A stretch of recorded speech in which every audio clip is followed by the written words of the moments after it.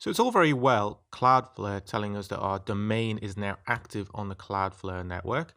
And now we've pointed our name servers to the Cloudflare network as well at our domain registrar. And we can also see that our test site is resolving correctly. But I always like to do one more check just to make sure that everything's moved across and I'm definitely leveraging the Cloudflare network. I use a site called OpenDNS, which they maintain a huge network of name servers across the internet, and they resolve very quickly. So that is to say, they become aware of changes in the internet backbone to name servers very quickly, within seconds or minutes of it happening. Versus your ISP may be a little bit slow. So this is a great way to check that the change is actually taking place out there in the wild. So let's go to the URL cachecheck.opendns.com, and I'll link to that in the sidebar next to the video. And you just put in your domain here. And you may have a captcha that you have to solve, but at this stage I don't because I've used it before. Then you click check this domain.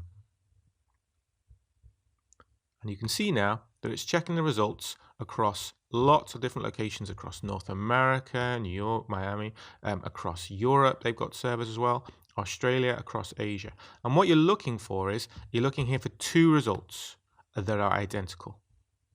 Two IP addresses. Doesn't matter what IP address, but when you see two like this together, normally there would only be one, and normally that would be the IP address of your server. But if it's showing two like this and it's not an IP address you recognize, i.e. not the IP address of your host or your server, that means your site is now resolving correctly on the Cloudflare network. Okay, so once you check that, you can scroll down to the bottom just to do one more. There's a little button here called refresh the cache, and that forces OpenDNS to refresh all of their servers just to make sure.